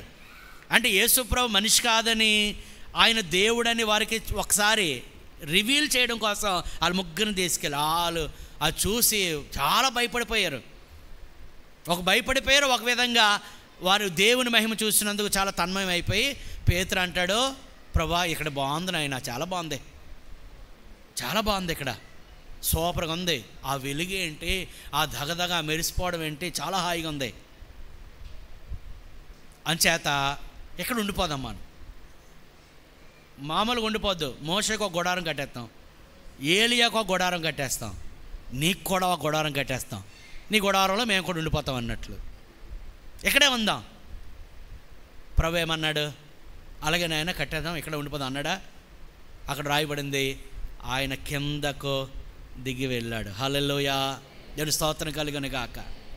వెళ్ళాడా లేదా? అసలు వచ్చిందే చెప్పండి, శరీరధారి అయి కృపా సత్య సంపూర్ణునిగా మన మధ్య వచ్చిందే, మన మధ్య ఉండడానికి. దేవుని స్తోత్రం కలుగును గాక. మనుషుల మధ్య ఉండడానికి. కొంతమంది మనుషుల మధ్య ఉండడానికి ఇష్టపడరు, మనుషులతో ఉండడానికి ఇష్టపడరు, మనుషులతో మాట్లాడడానికి ఇష్టపడరు. They want to be alone, they want to be isolated. అంటే నేను ఒక్కడనే ఉండాలి అని అంటారు. కానీ బైబిల్ చెప్తుంది, ఒంటిగాడ ఉండుట కంటే ఇద్దరు కూడి ఉండుట మేలు. చూడు 10వ వచనమ్మ, వారు పడిపోయినను ఒకడు తన తోడి వానిని లేవనెత్తును. దాన్నే సంఘ సహవాసం కూడా అనొచ్చు. అందుకే సంఘంలో సంఘ సహవాసాలు ఉండాలా. చాలామంది మందిరానికి వస్తాం కానివ్వండి, సంఘంతో మాకు సంబంధం అనకూడదు. సంఘం అంటే దేవుని పిల్లలు, దేవుని కుటుంబం. ఈ కుటుంబంతో సంబంధం ఉండాలి, సహవాసం ఉండాలి, ప్రార్థన చేసుకోవాలి, వాక్యాన్ని కలిసి ధ్యానించాలి. ఒకడు పడిపోయినను ఒకడు తన తోడి వాడిని లేవనెత్తును. అయితే ఒంటరిగాడు పడిపోయిన ఎడల వానికి శ్రమయే కలుగును, వాని లేవనెత్తువాడు లేకపోవును. ఒకరు మీరు ఎవరికైనా నేను ఒక్కడనే ఉండాలి అని ఆలోచన వస్తే అది విరమించుకోండి. That's not good. ప్రభు కూడా దాన్ని మంచిది అనలేదు. నరుడు ఒంటరిగా ఉండుట మంచిది కాదు. అందుకని ఒకళ్ళు పడిపోతే అంతెందుకండి, వాడిని బాగా కొట్టి పక్కన పడేస్తే ఎవరు సాయం చేశారు అతనికి? మొదటేళ్ళలో సాయం చేయలేదు నిజమే, కానీ తర్వాత సహాయం చేసింది ఎవరు? మనిషే కదా. కొన్నిసార్లు నీకు అనారోగ్యం వస్తే కనీసం నీళ్ళు ఇవ్వడానికి ఎవరో ఒక మనిషి ఉండాలి. కరోనా టైంలో ఎంతోమంది చచ్చిపోవడానికి కారణం ఏంటి? 1 వైరస్, 2 ఒంటరితనం. అవునా? నేను చక్కగా ధైర్యంగా చెప్పగలను, దేవుని మహిమ కొరకు చెప్పగలను. నేను కూడా నా భార్య నాతో ఆ కోవిడ్ వార్డులో ఉండకపోతే, దేవుని కృప అందులో డౌట్ లేదు, దేవుడే స్వస్థపరిచాడు, దేవుడే లేవనెత్తాడు, దేవుడే బతికించాడు. కానీ ఒక మనిషిగా ఆ కోవిడ్ వార్డులో నాతో పాటు నా భార్య ఉండకపోతే నేను కూడా ఈరోజు ఉండేవాడిని కాదు. It's true. దేవుని తోడు మనకు కావాలి, మనుషుల తోడు కూడా చెప్పండి మనకు అవసరం. Don't lose anyone. మీ సొంత ఇష్టాల కోసం, సొంత ఆలోచనల కోసం మీరు మనుషులను ఏం చేసుకోకూడదు, దూరము చేసుకోకూడదు. అందుకంటే ఒంటిగా ఆడై ఉండుట కంటే ఉభయులు చెప్పండి కలిసి ఉండుట మేలు. ఒంటరిగా ఉండడానికి ఇష్టపడకండి. ఒంటరిగా ఉండేవారు చాలా త్వరగా శోధనలో పడిపోతారు. ప్రభు దానికి ఒప్పుకోడు. పరిశుద్ధాత్ముడు అక్కడ ఒక మాట మనం చూద్దాం. సో ఒంటిగాడు పడిపోయిన ఏళ్ళ వాని శ్రమేకులు వాని లేవనెత్తు వాడు లేకపోవును. ఇద్దరు కలిసి పండుకొని ఏళ్ళ వారికి వెట్ట కలుగును. ఒంటరిగానికి వెట్ట ఎలా కలుగు. ఒంటరి యొగు నొకని మీద మరి ఒకటి పని ఏళ్ళ ఇద్దరు కూడి వారిని ఎదిరింపగలరు. దీని స్తోత్రం కలుగును గాక. శత్రువు వచ్చాడు అనుకోండి, ఒక్కడు ఎదిరించలేడు, కానీ ఇద్దరు కలిస్తే ఎదిరించగలరు. 3 పేటల తాడు త్వరగా తెగిపోదు. ఎఫెసీ పత్రిక వెళ్దాం.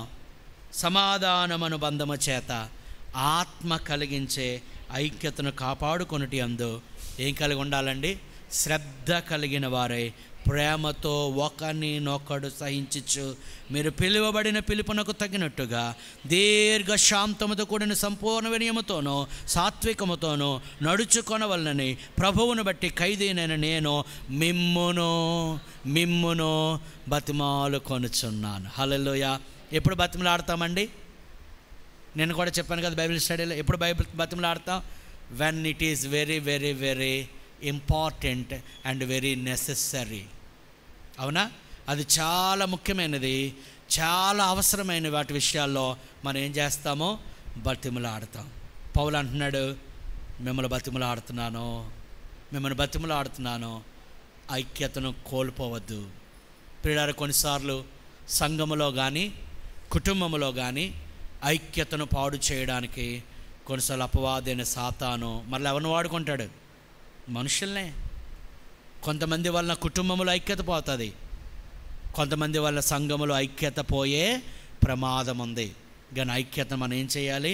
కాపాడు. దుష్టుని ఎదిరించాలి, దుష్టత్వాన్ని దరిచేరనివ్వకూడదు, దుష్ట ఆలోచించే వారితో సహవాసము చేయకూడదు. ఎందుకంటే దానివల్ల సంఘ ఐక్యత ఏమవుతుందండి? పాడైపోతుంది. Do not entertain the wicked people. వారిని ఎంటర్టైన్ చేయొద్దు. ఎందుకంటే ఐక్యతను వారు ఏం చేస్తారండి? పాడు చేస్తారు. 120 మంది 1:14 పుస్తకం 1:14 త్వరగా నేను ముగించేస్తున్నాను. 1:14 అపోస్తల కార్యములు 1. వీరందరూ వీరితో కూడా కొందరు స్త్రీలను యేసు తల్లి అని మరియయు ఆయన సహోదరులను ఏక మనస్సుతో ఎడతెగక ప్రార్థన చేయుచున్నారు. 15 వచనం కూడా. ఆ కాలమందు ఇంచుమించు ఎంతమంది అండి? ఎంతమంది? 120 మంది ఒక మేడ గదిలో కూర్చుని దేవుని ప్రార్థన చేస్తున్నారు. హల్లెలూయా, దేవుని స్తోత్రం చెప్పండి. హల్లెలూయా, హల్లెలూయా. ఈ 120 మంది ఏ మనస్సు? ఏ మనస్సు? ఏక మనస్సు. చూడ, కొన్ని కుటుంబాల్లో ఒక 4-5 ఉంటేనే ఏముండట్లేదు, ఏక మనసులో. ఆడు ఇంకంటే ఇడు కొంక అంటాడు, ఆడు ఇంకోటంటే ఇడు ఇంకోటి అంటాడు. కానీ 120 మంది ఏక మనస్సుతో ఏం చేస్తున్నారు? ప్రార్థన చేస్తున్నారు. యాకోబు గారిని అడిగితే, అయ్యా నువ్వు ఎందుకోసం ప్రార్థన చేస్తున్నావంటే పరిశుద్ధాత్మ గారు. పేతురు గారు ఎందుకోసం? పరిశుద్ధాత్మ. మరియమ్మ గారు ఎందుకు ప్రార్థన చేస్తున్నారు? పరిశుద్ధాత్మ కోసం. ఆ ఏక మనసుతో ప్రార్థన చేశారు కాబట్టి చేస్తుండగా పరిశుద్ధాత్మ వారి మీద కుమ్మరించబడ్డారు. దేవుని స్తోత్రం కలుగునుగాక. హల్లెలూయా. ప్రియులారా, ఏక మనస్సు ఉన్నప్పుడు దేవుని శక్తిని మనం అనుభవిస్తాం. Let us apply to the family. ఇదే సూత్రాన్ని మన కుటుంబానికి మనం అనుభవించుకుంటే, కుటుంబంలో ఏక మనస్సు ఉండి ప్రార్థన చేస్తూ ఉంటే దేవుని శక్తిని అనుభవిస్తాం, దేవుని కార్యాలు అనుభవిస్తాం, దేవుని బలం అనుభవిస్తాం, దేవుని సన్నిధి అనుభవిస్తాం. తర్వాత సంఘం పెరిగింది. అప్పుడు 3000 మంది అయ్యారు. 3000 మంది కూడా వారి మధ్య ఏముందో చూద్దాం. అపొస్తలుల కార్యములు చదవండి అమ్మా. 32వ వచనం. 3000 మాత్రమే కాదు, 4వ వచనంలో మరొక 5000 మంది యాడ్ అయ్యారు. ఓకే, వీరందరి మధ్య 32వ వచనం చదవండి అమ్మా. 4:32. విశ్వసించిన వారందరూ చూడండి, విశ్వసించిన వారందరూ ఏక హృదయమును ఏకాత్మయు గలవారై ఉండిరి. ఎవడును తనకు కలిగిన వాటిలో ఏదియో తనది అంటుకోలేదో వారి కలిగినదంతే వారికి సమిష్టిగా ఉన్న. అక్కడ పాయింట్ చూస్తే విశ్వసించిన వారందరూ ఏక హృదయమును ఏకాత్మయు కలిగి ఉన్నారు. అంటే ఏం చేసినట్లు? వారు దేవుడు అనుగ్రహించిన ఐక్యతను చెప్పండి కాపాడు. ప్రియులారా, ఇదే సూత్రాన్ని మీ కుటుంబాలకు అప్లై చేసుకోండి. దేవుడు కలిగించే ఐక్యతను మీ సొంత ఆలోచనలు బట్టి, మీ ఎమోషన్స్ బట్టి, మీకు వచ్చిన ఆ యొక్క తలంపులను బట్టి, అభిప్రాయాలు బట్టి ఆ ఐక్యతను ఏం చేయొద్దు? పాడు చేయొద్దు. ఐక్యతను కాపాడడానికి ఒక అద్భుతమైన సూత్రం ఉంది. అదేంటంటే తగ్గింపు. ఏంటి? తగ్గింపు, వినయం, హంబుల్నెస్, హ్యూమిలిటీ. నా మాటే నెరవేరాలన్నది గర్వం. సరే, నేను నీకు విధేయత చూపుతా అన్నది తగ్గింపు. పిల్లలు, ఈరోజు కుటుంబాల్లో ఇది చాలా లోపిస్తూ ఉంది. Take my word. దైవ సేవకునిగా నా మాట తీసుకోండి, దేవుని వాక్యం తీసుకోండి. ఏ కుటుంబంలో అయితే తగ్గించుకునే స్వభావం ఉంటుందో ఆ కుటుంబంలో ఏముంటుందండి? చెప్పండి, ఐక్యత ఉంటుంది. కొన్నిసార్లు మనం ఒక మెట్టు దిగి రావాలి. గత వారం కూడా చెప్పాను, యేసు ప్రభువు ఆయన దేవాది దేవుడై ఉండి ఆయన మెట్లు దిగి రాలేదా? ఆయన స్థితి తగ్గించుకోలేదా? ఆయన స్థానం తగ్గించుకోలేదా?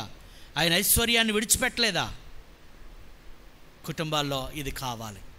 పిల్లలారా, యవన బిడ్డలారా, మీరు కూడా జ్ఞాపకం చేసుకోండి, దేవుని వాక్యాన్ని పాటించండి.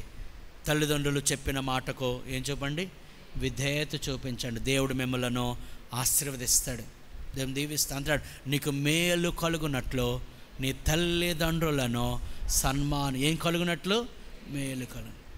తల్లిదండ్రుల మాట విని దీవించబడిన వారు కోకొల్లలు. తల్లిదండ్రుల మాట వినకుండా పాడైపోయిన వారు కూడా కోకొల్లలు. తల్లిదండ్రుల మాట విని పాడైపోయిన ఎవరు మనకు కనబడరు. If they are very much spiritual parents, వారి మాటలు విని పాడైపోయిన వారు ఎవరో కనబడరు. పిల్లరా, ఐక్యతను మనం కాపాడు. 2-3 కూడి ఉన్న చోట ప్రభు ఉంటాడు అన్నట్లు కుటుంబము కలిసి ప్రార్థించినప్పుడు ప్రభు వారి మధ్య ఉంటారు. జకరియా ఎలిజబెత్లో వారు వృద్ధాప్యలోకి వచ్చేసారు. ఈ మాట చెప్పి మన ప్రార్థనలు కదా. లోకాసువార్త 1:6. లోకాసువార్త 1:6 చదవండి అమ్మా. వీరిద్దరును ప్రభువు యొక్క సకలమైన ఆజ్ఞల చొప్పునను న్యాయ విధుల చొప్పునను నిరపరాధులుగా నడుచుకొనొచ్చు దేవుని దృష్టికి నీతిమంతులై ఉండరు. దేవుని స్తోత్రం కలుగును గాక. వీరిద్దరును అప్పటికే వారెవరు? వృద్ధులే. వారిద్దరు కలిసి దేవుని ఆజ్ఞలను ఏం చేశారట? పాటించారు. అందుకే వృద్ధాప్యంలో ఉన్న దేవుడు వారి జీవితంలో గొప్ప అద్భుతాన్ని జరిగించాడు. దేవుని స్తోత్రం కలుగును గాక. హల్లెలూయా. అంటే వృద్ధాప్యం వరకు కూడా ఏం పోలేదు వారి మధ్య? ఇద్దరు కలిసే దేవుణ్ణి ఆరాధించి, ఇద్దరు కలిసే ఆయన ఆజ్ఞలు పాటించేవారు. కొన్ని కుటుంబాల్లో దేవుని ఆజ్ఞలు పాటించే విషయంలో భర్త చెప్పింది భార్య అనదు, భార్య చెప్పింది భర్త అనదు, వెండో అలాగ ఉండకూడదు. దేవుని ఆజ్ఞలు, దేవుని మాట వచ్చేటప్పటికి ఇద్దరు, ఇందాక చెప్పాను కదా, ఇద్దరు కలిసి దేవుని మాటకు విధేయులు. చాలా విషయాలు ఉన్నాయి. నేను ముగింపులోకి వచ్చాను. ఒక మాట చెప్పి ముగిస్తాను. కుటుంబాల్లో అపవాదికి ఏమవ్వకూడదు? చోటు ఇవ్వకూడదు. అపవాదిని ఎదిరించాలి. అపవాదికి చోటు. పిల్లరా, ఈరోజు చాలా కుటుంబాల్లో ఐక్యత కనబడటం లేదు. ఐక్యత లోపిస్తూ ఉంది. అది సాతాను యొక్క పన్నాగం. గమనించండి మాట. నా వలన నా కుటుంబములో ఐక్యత పాడైపోకూడదు అనే ఆలోచన కుటుంబంలో ఉన్న ప్రతి ఒక్కరికి ఉంటే ఆ కుటుంబం ఐక్యంగా ఉంటుంది. దీని స్తోత్రం కలుగును గాక. 133వ కీర్తనలో సహోదరుల ఐక్యత కలిగి ఉండుట, ఆ మాట చదువుకుందామండి. 133వ కీర్తన, సహోదరులు ఐక్యత కలిగి ఉండుట అన్నాడా? నివసించుట, కలిసి నివసించుట. హల్లెలూయా. సహోదరులు ఐక్యత కలిగి నివసించుట ఎంత మేలు, ఎంత మనోహరం. Hallelujah. How good and pleasant it is. ఎంత గొప్ప ప్లెజెంట్గా, ప్రశాంతంగా, సంతోషంగా, ఆనందంగా ఉంటుంది. అది తల మీద పోయిబడి అహరోను గడ్డం మీదుగా కారి అతని అంగుళీల అంచు వరకు దిగజారిన పరిమళ తైల వలన సియోను కొండల మీద దిగవచ్చు. హెర్మోను మంచు వలె ఉండును. ఆశీర్వాదమును శాశ్వత జీవమును ఎచ్చట ఎక్కడ ఐక్యత ఉంటుందో అక్కడ ఉండవలనని యెహోవా సెలవిచ్చి ఉన్నాడు. అంటే already it is passed, it's commanded. అది ఆల్రెడీ ప్రభువు శాంక్షన్ చేస్తాడనమాట. ఉదాహరణకి ఎవరెవరికైతే వైట్ రేషన్ కార్డు ఉందో వారికి డూప్లెక్స్ ఇస్తామన్నారు అనుకోండి.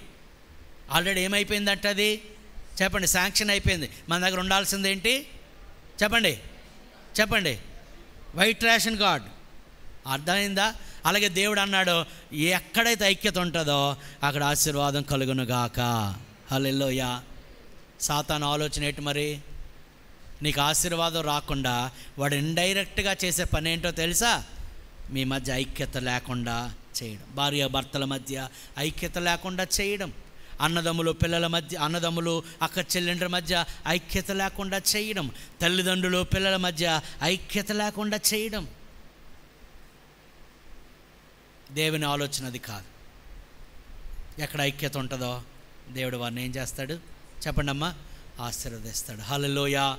ఒకవేళ అటువంటి అనైక్యత మన కుటుంబాల్లో ఉంటే ప్రభువుని అడగల, ప్రభువా మా కుటుంబాన్ని ఐక్యపరచండి, మా కుటుంబంలో ఐక్యత దయచేయండి, మా కుటుంబాన్ని దీవించండి, ఆశీర్వదించండి. మీ మాటకు మా కుటుంబంలో చోటు ఉండాలి, మీ మాటే నెగ్గాలి, మా మాట కాదు. అటువంటి వినయం మాకు ఇవ్వండి అని మనము ప్రార్థన చేయాలి. దీని స్తోత్రం కలుగునుగాక. హల్లెలూయా.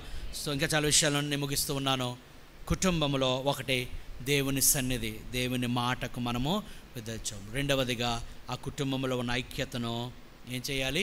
కాపాడుకోవడం. అంటే అర్థం ఏంటి? ఐక్యత ఉండాలన్నా పోవాలన్నా ఎవరి చేతిలో ఉంది? నీ చేతిలో ఉంది. ఐక్యతను కోల్పోయి దేవుడు ఏంటి ఎలా చేశాడు అనకండి. You lost it, you are the reason for it. దాన్ని నీవే కారణం కావచ్చు. అలాగ మనం ఉండకుండా ఐక్యతను కాపాడుకొనుటి యందు మన శ్రద్ధ కలిగి ఉంది. అటువంటి కృప పరిశుద్ధాత్మ దేవుడు ప్రతి కుటుంబమునకు దయచేయునుగాక. ఆమేన్. తల వంచుదాం, ప్రభు సన్నిధిలో ప్రార్థన చేసుకుందాం. ప్రభువా, ఈరోజు మీరు మాతో మాట్లాడిన విషయాలు మేము వినయముతో స్వీకరించి నైనా ఆ ప్రకారం జీవించుటకు కావలసిన కృప మాకు ఇవ్వండి. కొన్నిసార్లు సాతాను మా మధ్య ఐక్యతను కోల్పోయేటట్లు చేస్తున్నాడు, ఐక్యతను పాడు చేస్తున్నాడు. కొన్నిసార్లు మా యొక్క అభిప్రాయాలు, మా ఎమోషన్స్, మా యొక్క ప్రణాళికలు, మా ఆలోచనలు, సొంత ఆలోచనలు బట్టి కొన్నిసార్లు మేము ఐక్యతను కోల్పోతున్నామేమో, మమ్మల్ని క్షమించండి ప్రభా. మా మాట కాదయ్యా ప్రభా, మా ఆలోచన కాదయ్యా, నీ మాట నెరవేరునుగా. మరి 2 చేతుల పైకి ఎద్దామండి. ప్రభు నీ ఒక్కటి అడుగుదాం. ప్రభువా, నీ మాటకు లోబడే మనసు మాకు ఇవ్వండి. ఎవరిని బిడ్డలారా, take it is like warning. ఎవరిని బిడ్డలారా, ఇది ఒక హెచ్చరిక తీసుకోండి. మీ తల్లిదండ్రులకు ఎదురు మాట చెప్పకండి, మీ తల్లిదండ్రులకు లోబడండి, తల్లిదండ్రులతో ఏకీభవించండి. భార్యాభర్తలారా, మీ మధ్య ఐక్యతను కాపాడుకోండి. అన్నదమ్ముల అక్క చెల్లెల మధ్య ఐక్యతను కాపాడుకోండి. దేవునికి చోటేద్దాం, ఆయన అధికారానికి చోటేద్దాం. అందరూ కూడా చెప్దాం, ప్రభువా మా కుటుంబంలో నీ మాట నెగ్గునుగాక, నీ మాట నెరవేరునుగాక. నీ మాటే నెరవేరాలి, మా మాటలు కాదు, మా ఆలోచనలు వద్దు ప్రభువా. Let your will be done in our lives, in our families, in our church. మా జీవితాల్లో, మా కుటుంబాల్లో, మా సంఘములో నీ చిత్తము నెరవేరునుగాక. నీ చిత్తము నెరవేరు. మా వల్ల ఐక్యత పాడైపోయేటట్టు మేము ఉండకూడదు. దుష్టునికి చోటు ఇవ్వకూడదు. దుష్టుడు ఐక్యతను పాడు చేసే దుష్ట మనుషులకు మేము చోటు ఇవ్వకూడదు. మాకు సహాయం చేయండి. మా కుటుంబం బలమైన కుటుంబంగా ఉండాలయ్యా. మా ఇంట్లో నీ మందస్సం ఉండాలి. ఓ అనగా నీవు ఉండాలి, నీవు ఉండాలి నాయనా. మిమ్మల్ని ఆహ్వానిస్తున్నా. కొన్నిసార్లు మా కుటుంబంలో సాతాను మాట నెరవేరుతుంది. అందుకే మా జీవితాల్లో, మా కుటుంబంలో ఈ కష్టం, ఈ బాధ, ఈ యొక్క శ్రమ, ఈ ప్రశాంతత లేకపోవడం. ప్రియులారా, ఏ కుటుంబము పాడైపోవడం దేవునికి ఇష్టం లేదు. ఒకవేళ మీ కుటుంబ సభ్యులు ఇక్కడ లేకపోతే మీ కుటుంబం అంతటి కోసం ప్రార్థన చేయండి. ఒకవేళ కుటుంబ సభ్యుల్లో మీరు వచ్చినట్లయితే మీ కుటుంబం అందరు 2 చేతుల పైకి అదొక మాట చెప్దాం. ఒక మాట ప్రార్థన. ప్రభువా నేను మా కుటుంబాన్ని దర్శించండి అయ్యా.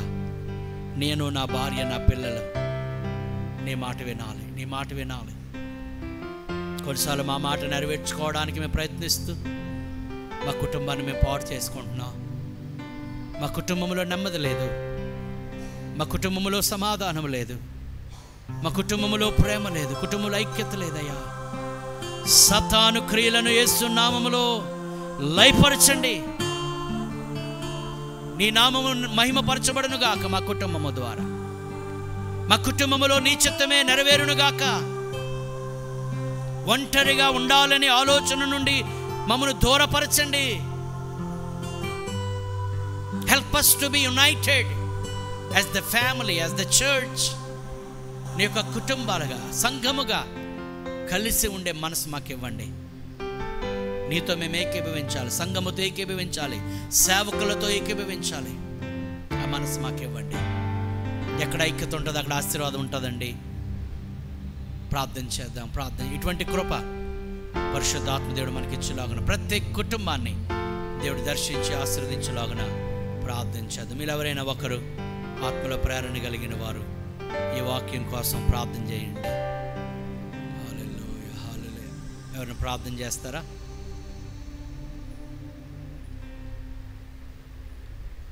ఓకే, ఎవరున్నారా? చేయి పైకెత్తే మీకు మైక్ అందిస్తాను. ఎవరు ప్రార్థన చేస్తే ఎవరన్నా? స్తోత్రం. హల్లెలూయా, హల్లెలూయా, హల్లెలూయా.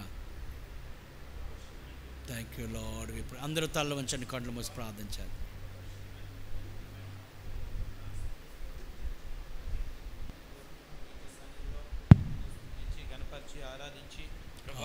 నీ యొక్క సన్నిధిలోని వాక్యం ద్వారా మరొకసారి మమ్మల్ని దర్శించిన విధానం బట్టి నీకు వేలాది వందనాలు, స్తోత్రములు చేయించుకున్నాం తండ్రి. ప్రభా, ఆత్మ కలిగించే ఐక్యత ప్రభా ప్రతి కుటుంబం కలిగి ఉండాలని ప్రభా నీ దాసుని ద్వారా మాకు ప్రభా ఇచ్చిన ఆ యొక్క దివ్యమైన మాటను బట్టి ప్రభా నీకు వందనాలు, స్తోత్రములు చేయించుకున్నాం. కుటుంబం బలంగా ఉంటే ప్రభా సంఘం బలముగా ఉంటుంది కనుక ప్రభా కుటుంబములను పాడు చేయాలని ప్రభా శత్రువు ఎంతో పని కలిగి ఉంటుండగా కుటుంబముల మధ్య కుటుంబ సభ్యుల మధ్య ఐక్యతను చెరపవలనని వాడెంతో ప్రభా పని కలిగిన వాడే తిరుగుతుండగా తండ్రి ప్రభా కుటుంబంలో ప్రభా కుటుంబం మధ్య ఐక్యత కలిగి ప్రభా మీ జీవించుటకు గాను ప్రభా మీరే సహాయం చేసి నడిపించవలసిందిగా ప్రార్థిస్తున్నాం తండ్రి. ప్రభా మీరే కృప చూపించండి. ఒంటరిగా ఉంటా మంచిది కాదు గనక తండ్రి ప్రతి ఒక్కరము ఆత్మ అనే బంధము చేత ఐక్యపరచబడిన వారమై ఆ ఐక్యతను కలిగి ప్రభా ఏక మనస్సును ఏక హృదయమును కలిగిన వారమై మేము జీవించుటకు గాను మీరే సహాయం చేసి నడిపించవలసిందిగా ప్రార్థిస్తున్నాం. ప్రభా మీరే కృప చూపించండి. దినములు చెడ్డవి ప్రభా ఎంతో భయంకరంగా ఉంటుండగా తండ్రి శత్రువు ఎంతో పని కలిగిన వాడే ఉంటుండగా ప్రభా సంఘములను చెరపవలనని సంఘమును పాడు చేయవలనని కుటుంబం ద్వారా సంఘమును ప్రభా శోధించాలని ప్రభా వాడు పని కలిగి ఉంటుండగా తండ్రి ప్రభా మా కుటుంబంలో ఆ రీతిగా ఉండకుండా తండ్రి మా సంఘములో ఉండే ప్రతి కుటుంబము ప్రభా ఐక్యత కలిగి ఏక మనస్సు కలిగి ప్రభా నీలో నిన్ను ఉంచుకుంటూ తండ్రి నిన్ను ప్రతిష్ఠించుకుంటూ ప్రభా నీకు మాత్రమే చోటు ఇస్తూ తండ్రి నీ చిత్తం మాత్రమే మా యొక్క కుటుంబంలో జరుగులాగున నీకు వాక్యం అనే పునాది మీద మా కుటుంబంలో కట్టబడిలాగున మీరే సహాయం చేసి నడిపించవలసిందిగా ప్రార్థిస్తున్నాం. ప్రభా అటువంటి కృప మా యొక్క సంఘంలో ప్రతి కుటుంబమునకు దయచేయండి తండ్రి. ప్రభా ఏ కుటుంబము ప్రభా శత్రువుకి ఏమాత్రము చోటు ఇవ్వకుండా తండ్రి ప్రభా నిన్ను అనుమతించేవారుగా నిన్ను ప్రతిష్ఠించుకుంటూ ప్రభా నీ మాట ప్రకారం జీవించేవారుగా ప్రతి కుటుంబం ఉండగలట్లో మీరే సహాయం చేయండి తండ్రి. ప్రభా నువ్వు ఉన్నప్పటికీ ప్రభా కొరత వచ్చినప్పటికీ నీ తండ్రి ఆ కొరతను ప్రభా సమృద్ధితో ప్రభా నింపే దేవుడు ప్రభా నువ్వు ఉన్నావనే ధైర్యం కలిగి తండ్రి నీ మీద ఆనుకుంటూ ప్రభా నీ మీద ఆధారపడుతూ నీ వైపు చూస్తూ విశ్వాసంను కత్తియు దాన్ని కొనసాగించేవాడైనా యేసు వైపు చూస్తూ మా యొక్క దినమును ప్రభా మేము మా యొక్క జీవితమును కొనసాగించుటకు గాను మీరే సహాయం చేసి నడిపించమని నీకే వందనాలు చేయించుకుంటున్నాం తండ్రి.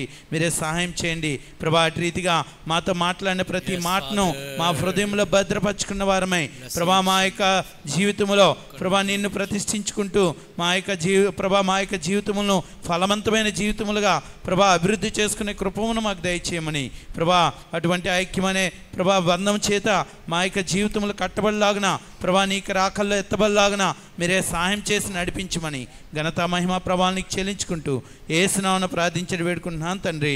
ఆమేన్. ఆమేన్. ఆమేన్. సరే ఈ సమయంలో మరి ప్రత్యేకమైన పాట మరి సండే స్కూల్ పిల్లలు పాడుతుండగా మనం తెచ్చిన కానుకలను ప్రభువుకి మనం సమర్పించాం. కానుకలు బ్యాగ్స్ తెచ్చారా? మరి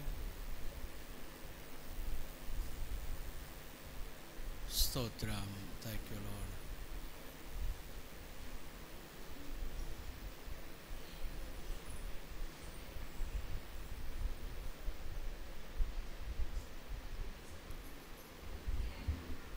మైక్స్ ఇవ్వండి.